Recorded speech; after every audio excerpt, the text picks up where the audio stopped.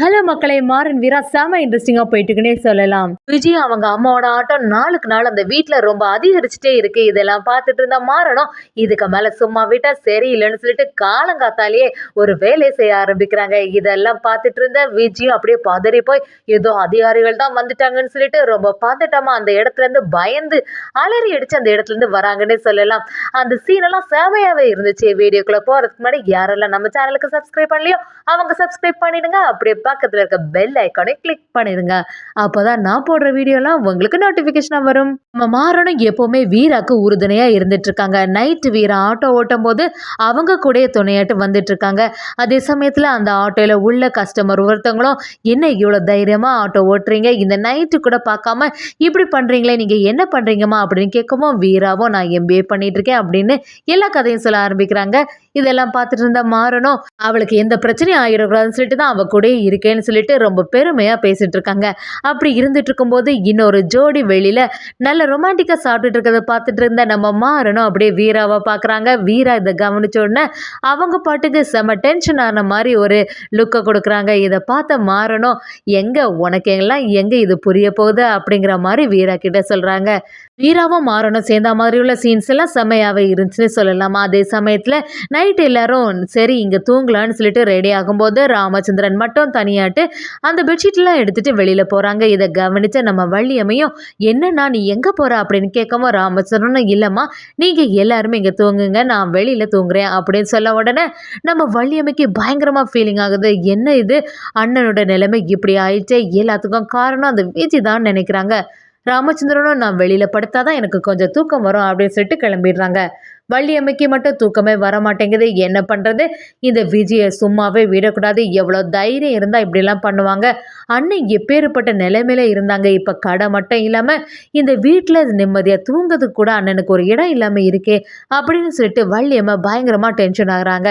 சரி எதுனாலும் காலையில பார்த்துக்கலாம், காலையில ஆன உடனே கண்டிப்பா இந்த விஜய் அவங்க அம்மாவுக்கும் ஒரு முடிவு கட்டணும்னு சொல்லிட்டு நம்ம வள்ளியம்மை ஒரு பிளான் போடுறாங்கன்னே சொல்லலாம்.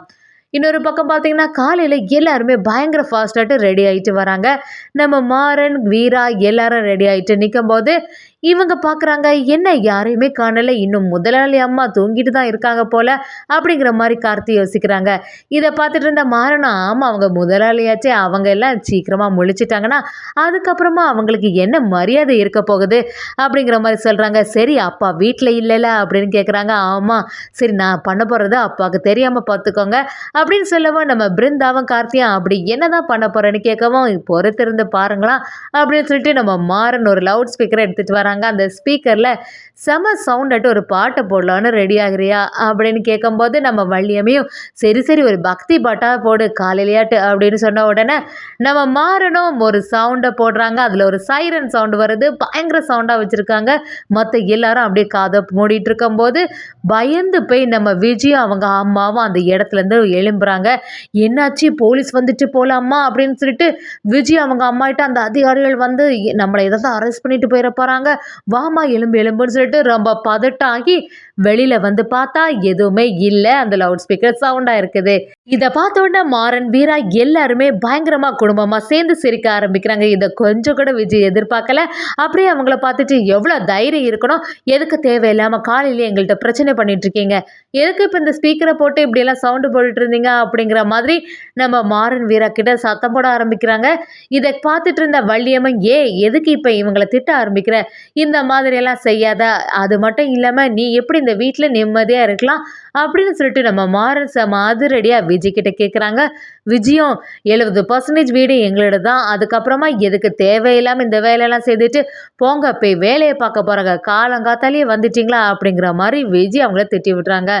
நம்ம மாறனும் வீராவும் சரி நமக்கு தான் வேலை இருக்கே, போய் கடையில் உள்ள வேலைகள்லாம் பார்க்க வேண்டியது இருக்குது, வா மாறா அப்படின்னு சொல்லிட்டு கூப்பிடுறாங்க.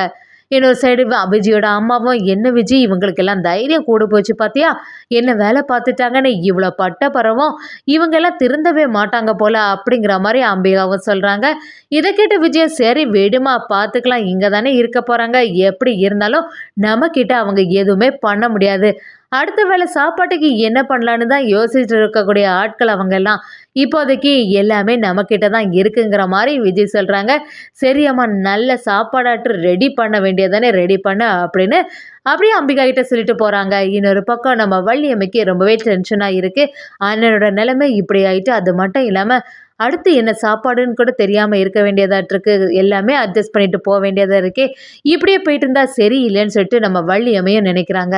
ராமச்சந்திரனும், "என்னடா இங்க நின்னுட்டு இருக்கீங்க? இன்னும் கடைக்கு கிளம்பலையா?" அப்படின்னு கேட்கவும், நம்ம மாறன், கார்த்தி எல்லாரும், "சரிப்பா நாங்க ரெடி ஆயிட்டோம்" அப்படின்னு சொல்லிட்டு கிளம்புறதுக்கு ரெடி ஆயிட்டு இருக்காங்க. விஜிக்கும் மனசு தாங்கவே இல்லை. இவங்க இந்த மாதிரி எல்லாம் டார்ச்சர் கொடுக்க ஆரம்பிச்சிட்டாங்களே, என்ன பண்றது? இவங்க ஒற்றுமையா இருக்கிறது வரைக்கும் எல்லாமே இப்படிதான் நடந்துட்டு இருக்கோம். எப்படியாவது ஒவ்வொரு ஒரு ஆளையாட்டி இந்த குடும்பத்தை விட்டு பிரிச்சு தள்ளிட்டு போயிடணும் அப்படிங்கிற மாதிரி விஜய் யோசிக்கிறாங்க. என்ன பண்ணலாம் இவங்க ஒற்றுமையை பிரிக்கிறதுக்கு அப்படின்னு நினைக்கும்போது, நம்ம கண்மணி ஏற்கனவே ராகவன் மேல கோபமா இருக்கால்ல, அத வச்சு ஏதாவது கேம் விளையாடலாமா அப்படின்னு சொல்லிட்டு விஜய் அடுத்த பிளான போட போறாங்க. அப்படி கண்மணிய பார்க்கும்போது, "கண்மணி அக்கா, என்ன நல்லா இருக்கியா?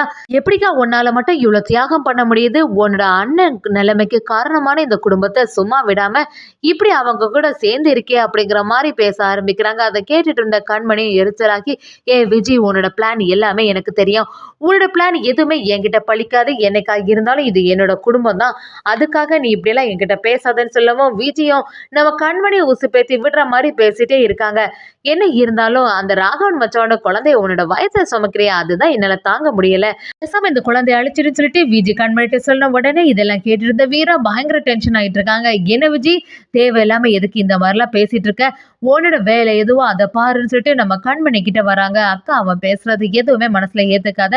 அவ தேவையில்லாத வேலையெல்லாம் செய்துட்டு இருக்கா" அப்படின்னு சொல்றாங்க. அதுக்கு கண்மணியும், "எனக்கு எல்லாமே தெரியும் வீரா. என்னோட கோபம் முழுக்க ராகவன் மேலதான். இந்த குடும்பத்துக்கு மேல எப்பவுமே எனக்கு கோபம் கிடையாது.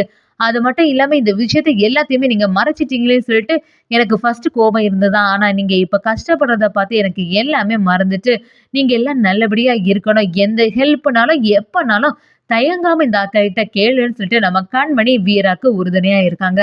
அதே சமயத்துல வீரா யோசிச்சுட்டே இருக்காங்க, எப்படியாவது அண்ணனோட நிலைமைக்கு யாரு காரணம்னு சொல்லிட்டு நிரூபிக்கணும். விஜய் எப்படியாவது திருந்துவான்னு பார்த்தா அது நடக்கவே மாட்டேங்குது. நாளுக்கு நாள் அவளோட ஆட்டம் அதிகரிச்சுட்டு தான் போகுது. இப்ப கடை வீடை மட்டும் இல்லாம இனி ஏதாவது செய்ய ஆரம்பிக்கிறதுக்கு முன்னாடி எல்லா உண்மையும் கண்டுபிடிச்சு நிரூபிச்சிடணும்னு சொல்லிட்டு வீரா யோசிக்கிறாங்க. அந்த வீடியோ ஆதாரத்தை வச்சு ஏதாவது பண்ண முடியுமான்னு சொல்லிட்டு யோசிக்க ஆரம்பிக்கிறாங்க நம்ம வீராவும். இன்னொரு பக்கம் பார்த்தீங்கன்னா வள்ளியம்மையும், "என்னோட அண்ணன் குடும்பம் நல்லபடியா இருக்கணும்னா இந்த வள்ளியும் அம்பிகாவும் இந்த இடத்துல இருக்கக்கூடாது. அவங்க இனி உயிரோடவே இருக்கக்கூடாதுன்னு சொல்லிட்டு அவங்க கதையை முடிக்கிறதுக்காண்டி ஒரு பிளானை போடுறாங்க. நம்ம வள்ளியம்மையும் அவங்க சாப்பாட்டுல ஒன்றை கலந்து வச்சிடுறாங்க. இது தெரியாம விஜயும் அதை எடுத்து சாப்பிட போறாங்கன்னே சொல்லலாம். வள்ளியம்மா அவங்க போர்ஷன்லேருந்து வந்ததை பார்த்த நம்ம மாறனும் வீராவும், "என்ன வள்ளியம்மா அங்கேருந்து வரீங்கன்னு?" கேட்கவும், வள்ளியம்மை எல்லா உண்மையும் சொல்றாங்க. அதை கேட்ட உடனே மாறன் அப்படியே ஷாக் ஆகி, "இந்த மாதிரிலாம் செய்யாதுங்க வள்ளியம்மா, அதுக்கப்புறமா எல்லா பழியும் நம்ம மேலே தான் இருக்க போகுதுன்னு" சொல்லிட்டு விஜி சாப்பாடு சாப்பிடும்போது கரெக்டாட்டு சொல்றாங்க நம்ம வீரா, "இந்த சாப்பாடை சாப்பிடாத, இதில் விஷம் கலந்துருக்குன்னு." அதை கேட்காம விஜயும், "எனக்கே இந்த விஷமா, எனக்கெல்லாம் எதுவுமே செய்ய போறதில்லைன்னு" சொல்லிட்டு சாப்பிட்றாங்க. இதை பார்த்துட்டு இருந்த அவங்க அம்மாவும், "இல்லை விஜி, இதில் ஏதோ கலந்துருக்குன்னு" சொல்லவும் அதுக்கு முன்னாடி விஜய் ஒரு வாய் எடுத்து வச்சிடுறாங்க. அப்படியே நம்ம மாறனும் வீராவும் சாமாதிரியே வந்து அப்படியே விஜயோட தலையை தட்டி துப்பி தோல அப்படிங்கிற மாதிரி சொல்றாங்க. அந்த சீன்லாம் செமையாவே இருந்துச்சுன்னே சொல்லலாம்.